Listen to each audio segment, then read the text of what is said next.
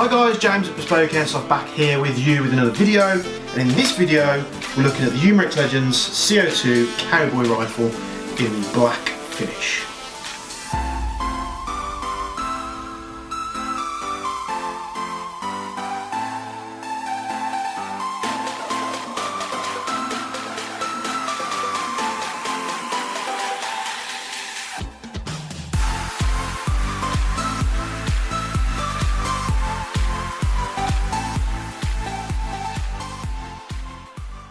So yes, I haven't been on camera for a while. I've been slacking, but we're doing a lot of website stuff, getting all your orders out to you as well, of course, so thank you very much for keeping us busy, guys. But in this video we're looking at the Umarex Legends Cowboy rifle, which is CO2 powered. It does state that these things come in about 2 joules out of the box, and I didn't experience that, but we'll get into that a little bit later on. It's powered by 2 CO2 capsules, which are built into the stock here. If we just rotate this off, in the end cap for the stock there, you've got a tool for putting the CO2 capsules in and out, just a push button and a twist there. We've got some fake, I think it is fake wood, I don't think it's real wood at all. It looks far too clean, and there's a seam line, so yes, it is plastic. Now this is a shell ejecting semi-automatic rifle from Umarex, and what you do, it's very much like the shell ejecting, the revolvers that take the rounds, not shell ejecting because it's a revolver. And you basically fill one of these up with a BB in the front there, or in the back, I can't quite remember, I think it's in the back of these shells, yeah, in the back. So you push a BB into the back, and then each shell you load into the side of the rifle like so. You get 10 shells in the box with this rifle, so you just pop them in the side there, and then as you pull the action, you get a round loaded up into the chamber there, loads it in. Obviously this is all empty. We do have a bit of CO2 in there because the CO2 seems to just last forever in this thing. You fire it, the BB will come out, and then as you go to load another round, it ejects the shell, loads the next one up. So that's pretty cool. Right, I'm just struggling to hold all these shells in my left hand here to make this easy for you guys to see.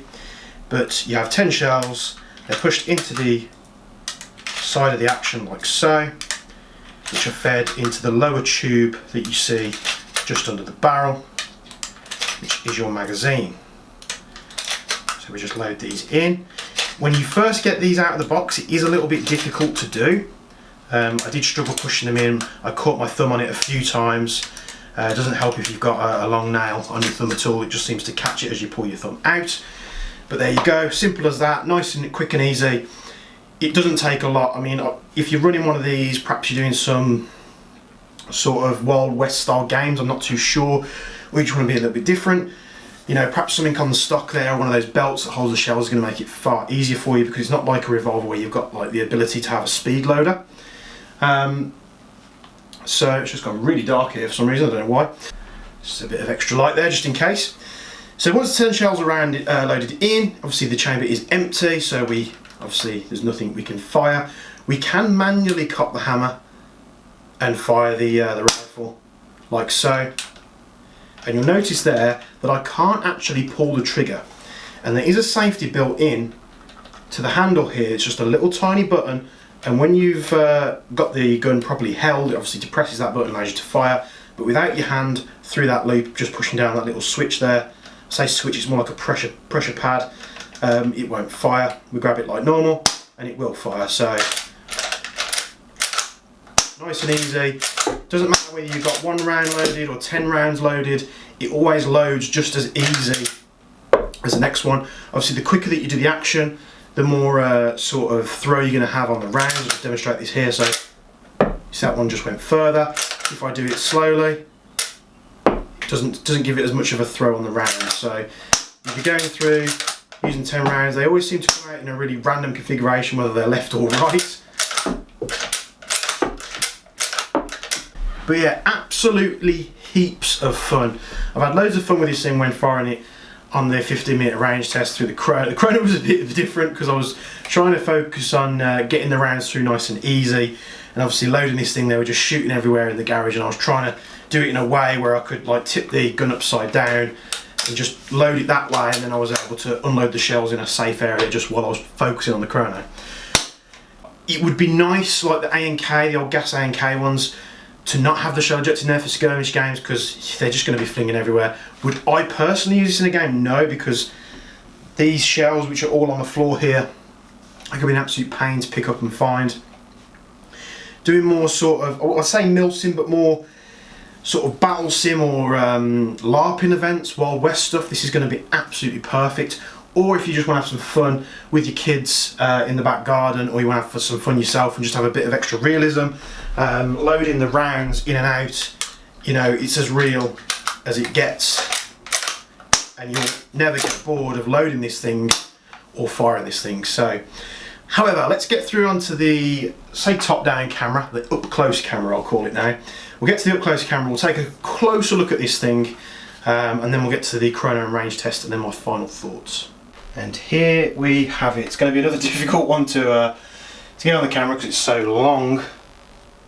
But as you can see there, nicely finished. These obviously come in 3 finishes. You do black, silver or gold. The shells here as well. So these are the shells. You've got a little tiny rubber gasket there at the back which holds the BB in place. And the rest is just a straight port through the shell there. So obviously you've got 10 of these, and these are simply loaded into the side of the action here just by pressing down on this little ramp section. So what you do is you just put a little bit of pressure like that. I have seen other people say that it's easier to load these things with one half loaded like that and then just pushing through on that.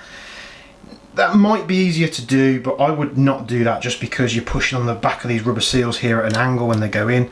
It's much easier, that I've found, just to press them in with your finger or your thumb. It's nice and easy to do. Once you've done this about 6 or 7 times, it does get a hell of a lot easier. And then as you'll see here, I'll try to do my best to get this on camera for you. Loads the shell in, lines it up with the barrel there. Do apologise if this is out of focus. And then by pulling the handle back, loads the round in, and then as you do it, it's just at that last step, it'll kick the shell out, load the next one, like so. So you got the back of the stock here. So you can use a tool like a coin or a flathead screwdriver, but you really don't need to. Just push and twist with your thumb. And then this will just come off, and then you've got your housing there which houses the 2 CO2 bulbs. They go back to back, so both have the nozzle pointing outwards, so one nozzle points towards the gun, one nozzle points towards the stock, and obviously pierces them both, like so. You've got a lovely fake wood finish. You've got a safety here which is extremely hard to push. When using this thing, I just ended up just giving up on the safety just because it is very, very tough. Sometimes it would go in, sometimes it wouldn't. Let's just fire that there. So seems like it has to be not cocked at all for the safety, but it is very stiff. Get you a close up here of the loading chamber.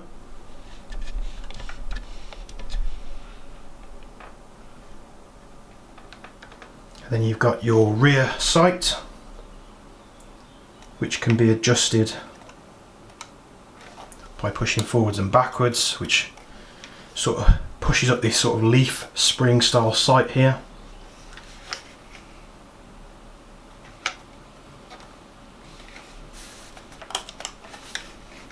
And then you've got just a brass or a gold coloured dot sight there, which is your peep sight on the front. See, there's nothing to bring apart at the front. There is a screw there, obviously, for something of disassembly, but apart from that, yeah, fake wood hand grip here. It's very comfortable and to use. It's not heavy at all, and then you will see just on the side there the 2 joule max. So serial number on the barrel there. Very nicely put together. Great for the collectors out there. So let's get this thing chronoed and let's shoot it at the target 15 meters. Let's see how it does.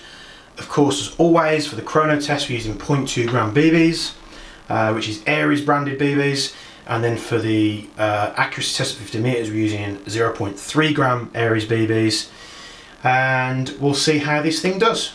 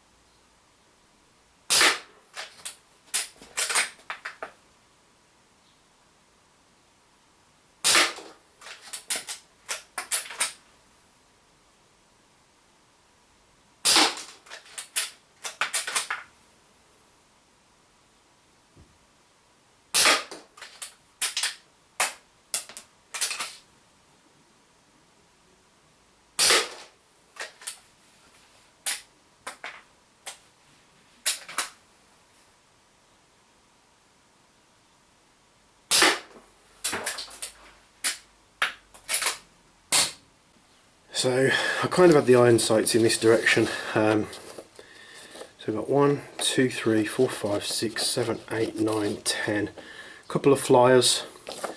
That could have been me. I know that one was definitely not me. This one could have been.